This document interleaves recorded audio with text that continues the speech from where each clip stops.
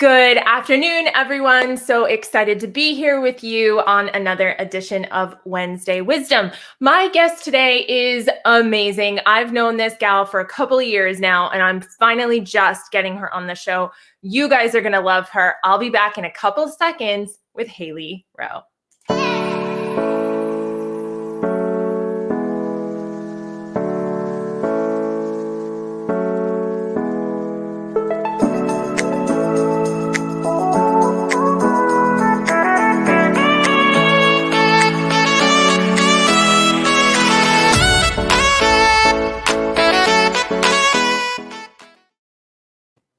Hey everyone, welcome back. So excited for my guest today. You guys are going to love this gal. Without further ado, here she is, the sales and marketing strategist and co-founder of Power Player Marketing Services. Welcome everyone, Miss Hailey Rowe. Hello, Hailey. How are you? Hi, I'm good. I love the pump up song before we get started. I love it. Oh yeah, no, it's just part of making you guys feel good. So Yeah. Good morning, Sheena. Good morning, Robert, or good day. So Hailey, as you know, this show is all about Wednesday wisdom, sharing your wisdom. We would love to know, who are we talking to today? So tell us a little bit about you. Yeah. So I am a sales and marketing strategist, as you said, and also offer marketing services. And my goal is really to help coaches and consultants and online course creators and service providers take their business from a hobby and something that they love to actually being something where they're getting consistent leads, they're selling their packages, things like that. Because one of the things that killed me when I first got all my certifications and coaching and whatnot was that, okay, now you're a business owner all of a sudden, and you have to figure out how to apply sales and marketing to your business. And a lot of coaches aren't ready for that, or they're like, whoa, okay, how do I do this? So I wanted to take the overwhelm out of that for my clients. And I love that you said that. And by the way, guys, if this resonates for you, or you feel like anybody in your audience or your group needs to hear this message, it is public. You can share it. So feel free to do so if it moves you. But that being said, it's so true because, as a coach, as someone who works with clients, it's really easy to start to feel bad about yourself because you don't have that marketing piece. Like if you're not careful, you can start to lump your coaching in with the fact that you don't know how to get in front of enough eyes, or you don't know copy, or you don't know these other things. And it starts to trickle in and become part of, well, this is why I'm not successful. Well, no, it has nothing to do with your skills as a coach or your expertise. It has to do with the fact that you're not a marketer. And so when people realize this, and I know for me, it was such a big aha to go from, oh my gosh, I suck at this, to no, I'm really good at this. I'm just... Excuse me. I'm just really, I was going to try to sneeze on the break, but it didn't work. I'm just really not, very good at sharing it. And so I love that people like you are out there to be able to do that. Hi, Scott. Hello. Thanks for joining us today. So good to see you. So, okay. So that being said, how did you go from, you mentioned coaching, and then how did you kind of move from like, this is really where my zone of genius is? Yes. So I started out working with people on their habits and behavioral change. And I got a bachelor's degree in entrepreneurship. And I've always had two passions. One is just kind of personal growth and personal development. And the other is business. I loved learning entrepreneurship. I think it's a great example of putting personal development into practice, having to do that for your business. And so after I got my bachelor's, I worked in business development and marketing for a couple startups, and they were wellness-based startups. They were, I did that for a couple years, and I realized that a lot of the principles I was learning could apply to coaching businesses and people who are trying to grow their business online. And so I put my coaching on the back burner during that time to work at these startups, wearing so many hats and doing all these things. And then eventually, one of the startups I worked for ended up letting everybody go because they were facing a ton of delays and all these challenges. And that was when I was like, well, you know what? this all applies. Everything I've learned from this startup and wearing 12 different hats would apply to my own business. And so I'm just going to take that and do what I'm good at, which is helping people with their marketing, helping people, take their passion and turn it into a business. And so that's kind of what happened. And a lot of people who were coming to me, it kind of came out of who was coming to me. I was getting a lot of questions from like health coaches and life coaches saying things like, well, how did you, do X, Y, and Z? And so I realized there's a market here. This is something that I feel I can help with. And so that's kind of how I started doing what I am doing today. And that was about 3 years ago. Wow, that's amazing. And that's kind of right around the trajectory of when I started doing what I'm doing. So that's really interesting that we're kind of like we were babies together. Yeah. So one thing that I think is really powerful about what you said too is, I'm all about building your dream business. I'm all about like, what does it look like for you to do what you want to do? And you being able to say, I know how to do this, but this is where I really excel. And this is what I want to put out there is just so powerful. And so I would love to know when you were building your business, kind of like what were some of the deal breakers, things you had to have in your business and things you were like, no way, that's not happening here. Yeah. So I love the concept of a dream business because I think it's something that you don't want to have to escape from. You don't want your business running you, as that quote is about, you want to be running your business, not your business running you. So one of the things that was very important to me was that I'm focused on what's essential and what is, not adding extra drama or extra needed steps that don't need to be there. So learning how to manage myself and how to manage my time, it was really important to me that I took my business and I didn't overthink things and I just got moving and I started learning from my failures and not overcomplicating things. Because if I got too up in the weeds about very specific things, it would be a deal breaker for my business and it would be not fun. And so I had to kind of get myself in that zone of learning how to manage myself and my mind and not overthinking things and just going for it. Another major thing for me that's important is that I am able to focus on results and really like, when I first started, I wasn't able to say the same things I'm able to say now. So in other words, now I could say, I can help you hit a 10K month. I can help you do X, Y, and Z because I've done that and I've helped clients do that. In the beginning, it was a deal breaker for me to feel inauthentic. And I had to start with just saying, I can help you with your business habits. I can help you improve the way you spend your time. And so I think it's important for people who feel afraid in the beginning of their business, that like imposter syndrome or whatever, just say what you can provide and what you've done yourself and start there. And you can always evolve your messaging as you expand. That was another really important thing to me. And then the last piece is I started out on my own and now I have a partnership in addition. So I have the Power Player Marketing Services. And I think a thing for me that was important is however I'm going to make my impact, I'm flexible to how that happens. So this partnership kind of came into my life and it wasn't where I wasn't expecting to do that, but it kind of happened organically. And as long as I'm hitting the end goal of helping coaches and consultants keep their jobs and, rock their business, I'm open-minded to how that takes shape.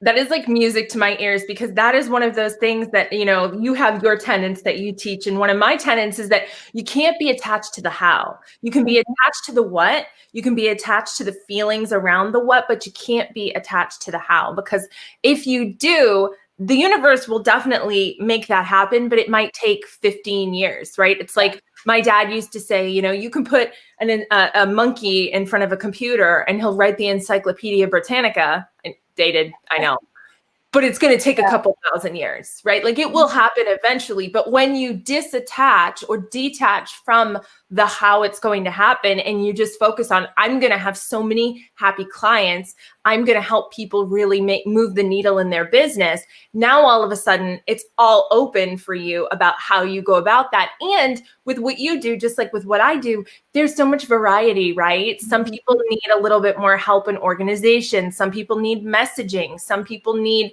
strategy. Like some people need email marketing. Like there's so many different pieces, and everybody's business is a living, breathing organism. So I absolutely love that you said that. So, and one other thing I want to add to the deal breaker piece that I think you probably agree with is I wasn't willing to sacrifice my health and my like mental well-being for this business. So in other words, I've never done all-nighters. I'm not like, I'm going to hustle myself to the ground. And I work hard, no doubt. And I do sometimes work a lot of hours, but not at the expense of my walks or my, you know, like that kind of stuff. So I just want to add that in. Right, because that's all part of it too. Like people think like, oh, my well-being is separate. No, it's very much part of your business because as AmyLee always says, only when we're at our highest vibration, taking optimal care of ourselves, do we do our greatest good in the world. So if you're, you know, have a headache and you're not sleeping and you don't have all your needs met, you're not focused, you're not paying enough attention, you don't have that creative juice to be able to really propel that person's business in the right direction with them. So absolutely, totally agree with that. So moving into the content piece a little bit, what do you think, in your humble opinion, is the biggest mistake that business owners make when it comes to their sales and marketing? Ooh, yes. So a couple things that are, I notice. A lot of times people get wrapped up in the wrong things. So in other words, they think things like posting on social media is going to be the answer to all their problems and have everybody coming to them for their services.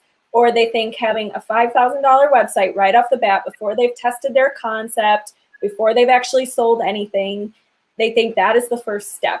So I think the biggest thing is getting focused on, at the end of the day, the number of offers you make minus the no's you get, as Brooke Castillo says, equals your results. So if you can set your business up, or if you're looking at what is essential for me, you need to look at how can I make more offers and set myself up in a position where I can make those offers and it's not weird. So in other words, you're nurturing your audience. You are, you know, so social media is a part of that, but it's not like the answer, right? But how can you set yourself up to make more offers, learn from your no's to get the results that you want? So that's the first thing, is getting wrapped up in the wrong things is a big mistake I see.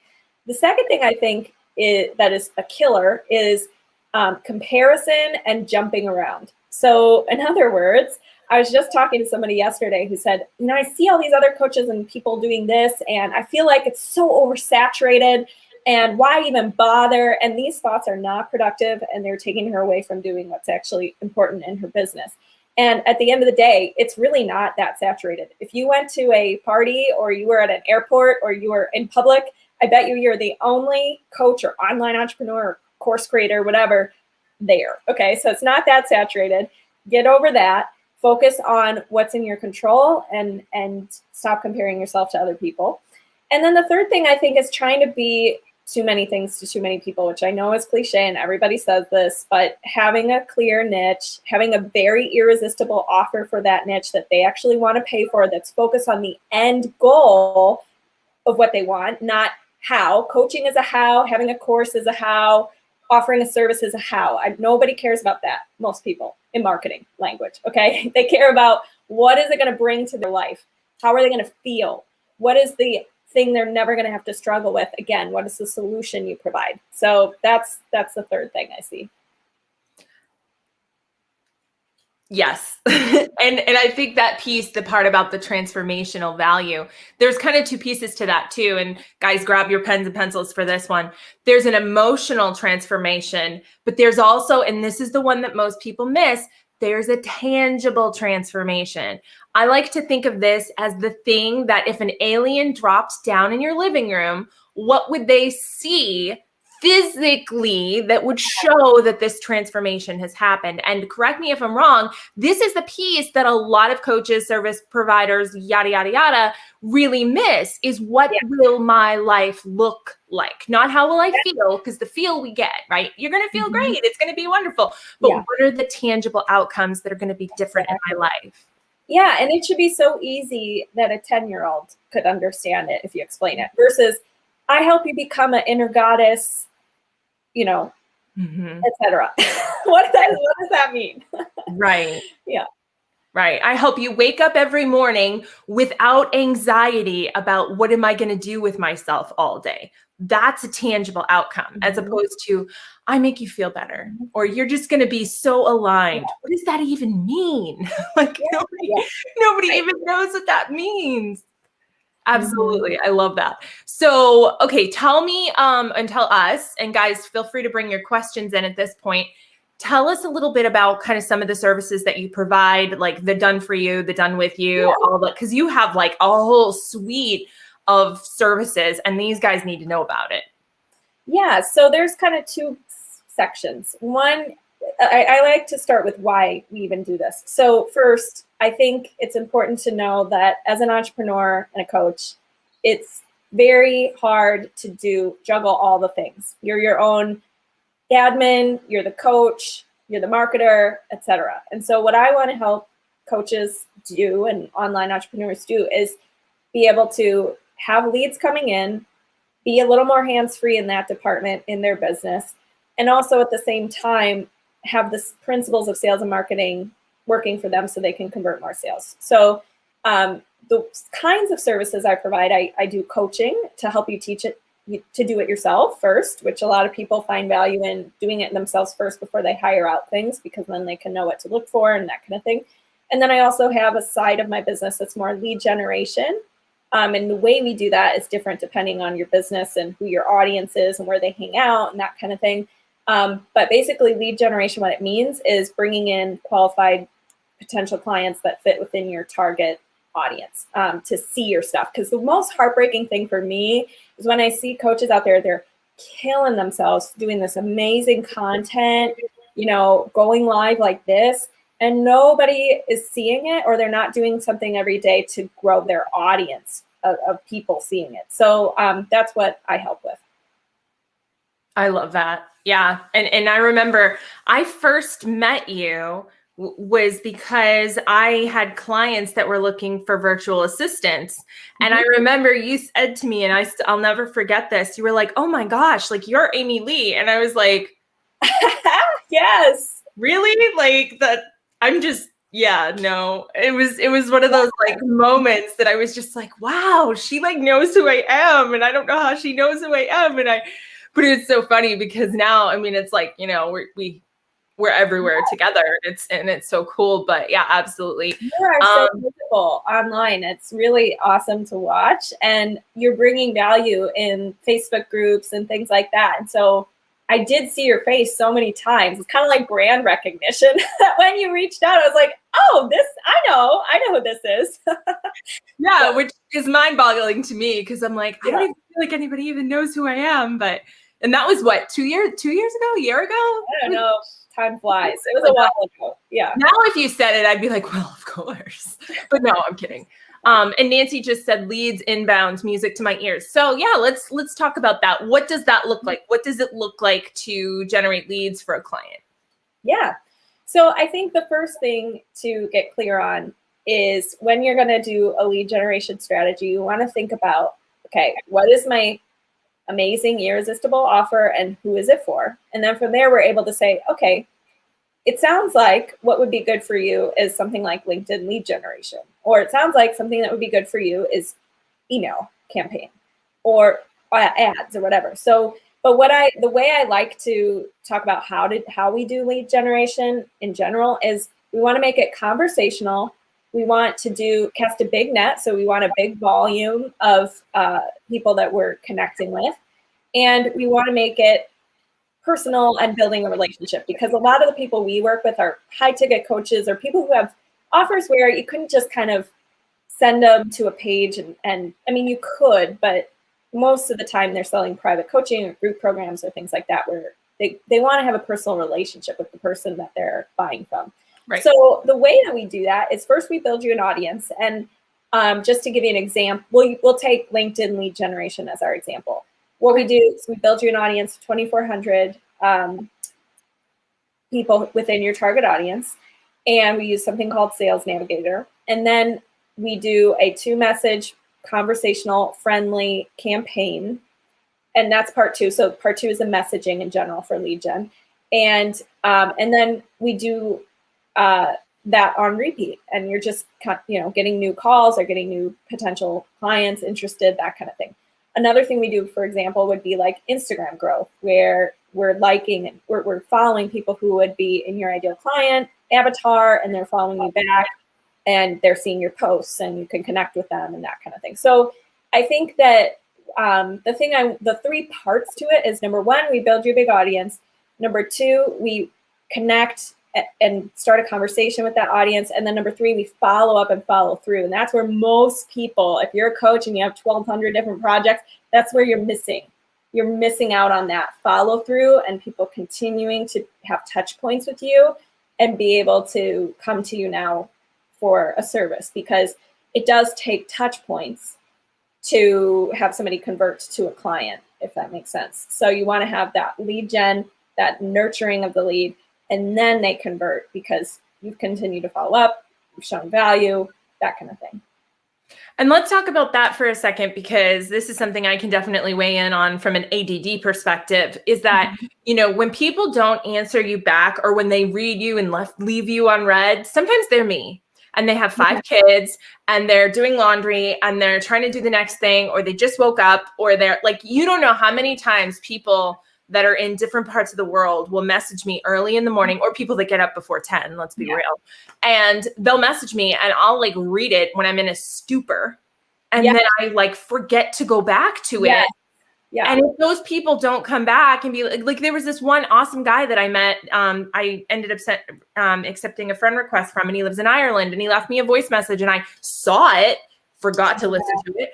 And then this morning he was like, hey, I'm back. And I was like, oh my gosh, I'm so sorry. But if he had never done that, he might have thought, well, she's just a jerk and she's, whatever. So it's like giving people the benefit of the doubt and understanding that the way that the world is today, we have decision fatigue. And you'll hear me talk about this on all my interviews all the time. The world is designed to keep us confused. I mean, look at Facebook. It's literally like, hey, look at your newsfeed, but also out of your peripheral vision, look at these 3 ads. And while you're at it, also look at the notification. Like they're teaching us to be distracted, right? Like it is being conditioned that way. So knowing that, and knowing that that is who your ideal client is, because that might even be what you're trying to help them with, you've kind of got to meet them where they are. So I love that you said that thing about the follow-up, because that is so true. Yes. Absolutely. I can't tell you how many people have said, hey, thank you so much for reaching out, or thank you so much for following up.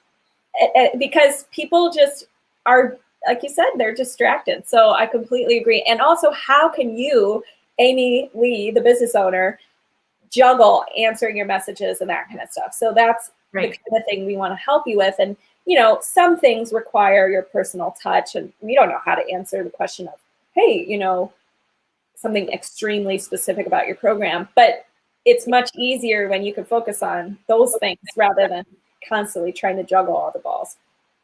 And so let's touch on one of those, misnomers, misconceptions, because I mean, we've got you here. We might as well have this conversation. People think that things like lead generation and things like that are cost prohibitive. Well, I have a small business, but let's just use some round numbers. Like if lead generation cost you $1,000 a month, and I'm just being super conservative with a nice round number, and you ended up getting 10 leads and 3 of them closed as a client. And those 3 clients are all, let's say, $5,000. Is it worth it to spend $1,000 to make 14? Right. Yes. Exactly. It's like, what's the cost of not having people interested in what you offer? Because one of our clients who did LinkedIn lead gen, as an example, she got a $4,800 sale, I think one of them was like a $2K to $3K intro sale. and then an 80 grand part-time corporate coaching job in like 6 weeks. And that's not going to happen every single month. Every 6 weeks, you're going to get another part-time job, but you are going to, you see that the ROI is and can be there. And even if it's not like rigid, like every single week I checked off, I spent this much, I made this much. As a whole, looking at the whole month, her investment was like teeny compared to the opportunities that she got. So you do have to think about, okay, what am I missing here if I'm not doing something like this? I love that. Yeah, that's so true. And yeah, I mean, they say, it takes money to make money, and in some ways it really is true. But it's more, it takes an investment to get a return, right? Because you can't, it's like, if you don't play the lottery, you're not going to win, right? You can't energetically extract what you didn't energetically. Yes. And that's really where it is from a metaphysical perspective. So you can do this work yourself. You can go do your own lead generation. You're still putting in the work, whether you're paying someone to do it, you're still doing it. Nobody, I don't care who they are, is just sitting there on the couch, watching Netflix, eating bonbons, getting clients. That's just not how it works. You have to be out there. And whether you're doing the work or somebody's doing the work for you. And again, that's different. Like different people have more, some people value their money. Some people value their time. You're going to trade money for time one way or the other at the beginning. So, I think it's really important to have that conversation. If anybody has any specific questions for Hailey, we can totally take those at this time. And while we're waiting for those to come through, because I know there's a little bit of a delay, let's talk about how people can get a hold of you if they want more info. Absolutely. So you can get a hold of me just by DMing me on Instagram if you want. It's at Hailey_Rowe, HAILEY_ROWE. I also have a website, HaileyRowe.com. And then the last thing, more for the marketing services, is GoPowerPlayer.com. My business partner and I have a site together there. So, and feel free to DM me on Facebook too if you're more of a Facebook person. But really, I also have a podcast. It's called Health Coach Nation. It's for health coaches and life coaches.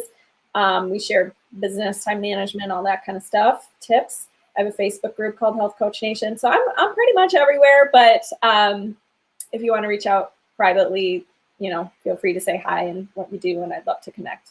Yeah, she's super nice, you guys. You'll love her. All right. So we don't have any questions yet. So I'm going to ask my own question. So about my business. You know what I do. You know how I show up online. What would be one tip that you would have for me in my specific niche that I invented? What would be something that you would recommend that maybe I should, add to my whatever? Yeah. Well, so remind me the niche you invented. Right. So dream design, right? So dream design coaching. Yeah. So figuring out what you really want, unlocking kind of what your true desires are, as opposed to what everybody else tells you that you should want or what everybody else wants. Okay. And what would you say is the top struggle you're facing in your business right now? That I'm facing? Yeah. What is the top struggle? I think my top struggle is focusing on one program, because I feel like I have 2 different open and closed cart programs. And then I've got some evergreen stuff, and I have a hard time figuring out how to kind of like melt that all together in a nice, cohesive storyline, I guess. Okay. So one thing, well, 2 things, just a side note, this will probably apply to everybody. One thing I found really useful this year is doing collaborations with people on Instagram Live or in their groups or whatever. And so if you can get in a habit of like once a week, you do at least one guest training or one like live with someone who's complementary to your business. Like you do dream design, but maybe somebody else does like declutter life, and all that melts under like dream life, like awesome, women who want to clean their, I don't know, just generalizing, but like, you know what I mean? So that can be something that's a lot of people, I think, just overlook. And it's free organic marketing. The second thing I'd say for you personally is if you have all these buckets and you're like, I don't know, I don't know how they all come together.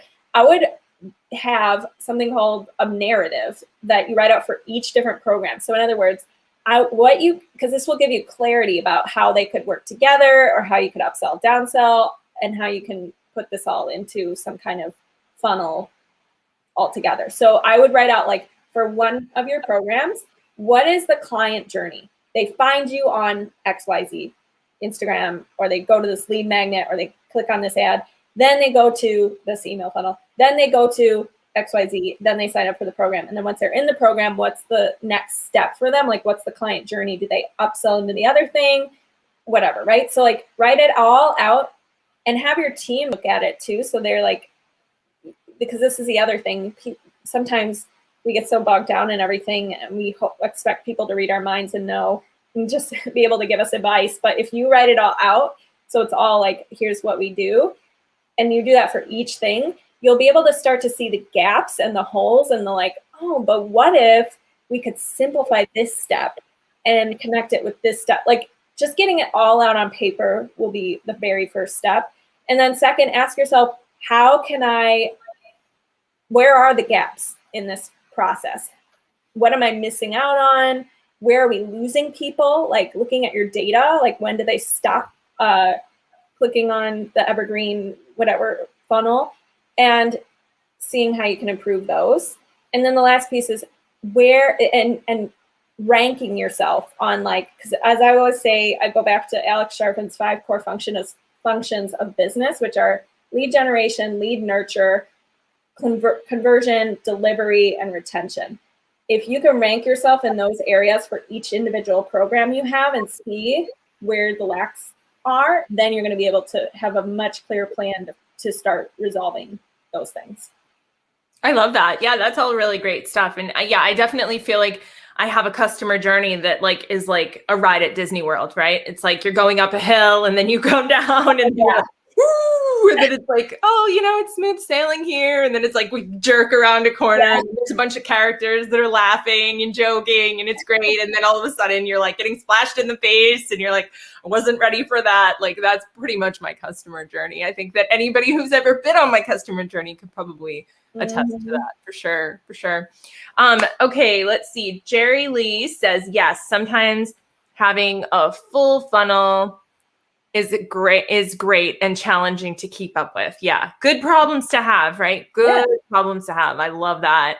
And of course, Lindsay's here, so that's exciting. Never see her on here. So glad to see you, Linz. Okay, any last minute questions? Anything you want to add to the conversation? Anything else you want to tell them? Anything you want to leave them with?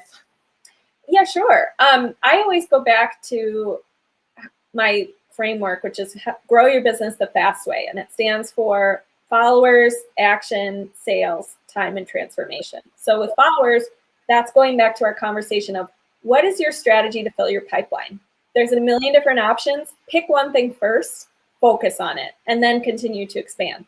Action stands for how are you getting those people coming in to see so much value and have such a clear step that they take action. And it's compelling and urgent enough for them to do so. So take a look at your copy, take a look at what you're saying, and ask yourself, if this person has a problem, would they see this as compelling enough to take the action?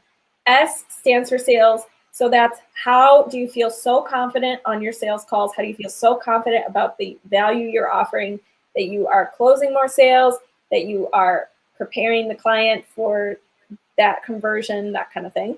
And then time and transformation is time management. Where are you spending your time? Practicing constraint from things that you don't need to be focused on right now. And then transformation is making sure you're always clear on the transformation you're providing and your personal transformation you need. Who do you need to become the business owner who can have the results that you want and provide the transformation that you want to provide? So in a nutshell, I think everything in business falls under one of those categories. And my takeaway for your audience would be to have them look at that and say, which one do I want to focus on first? Where are the holes? And what am I going to focus on for the next month or 3 months or whatever? Yes. And speaking of audience, I don't know if you know this, most people don't know this, but we are live right now on my personal profile on 2 business pages in my group. And we're also live on YouTube. So wave to YouTube. Oh my gosh. wave to you. Oh, that's efficient. I love that. Yeah, StreamYard is where it's at. Let me tell you, it is amazing. Nice. It is like one-stop shop. I'll never go back. Sorry, Zoom. I love you, but I love StreamYard more. Nice. Awesome. Well, thank you so much for being here, Hailey. You're amazing. I hope that people got, I know people got a lot out of this. And of course, you're in the group. So if people have questions that they don't necessarily want to ask publicly, they can ask you in the group. She's in my group. If you guys aren't already a member of my group, the name of it is Dream Building Entrepreneurs. We would love to have each and every one of you. It is a great place to hang out, very high vibe. But we also have a lot of practical knowledge, tips, tricks, expert, conversations, and of course, talking about manifesting our dream lives and businesses. So I hope you guys will join me there. And that being said, Hailey, you're awesome. Thank you so much for being here. It has been such a pleasure. And I really am glad that you were able to join us after all this time, right? Oh, thank you so much for having me. It's been awesome. You're so welcome. And that'll do it this week, guys, for Wednesday Wisdom. Until next week, when I'm back with another awesome guest, may you be happy, may you be healthy, may you be safe, and may you be at peace. Namaste.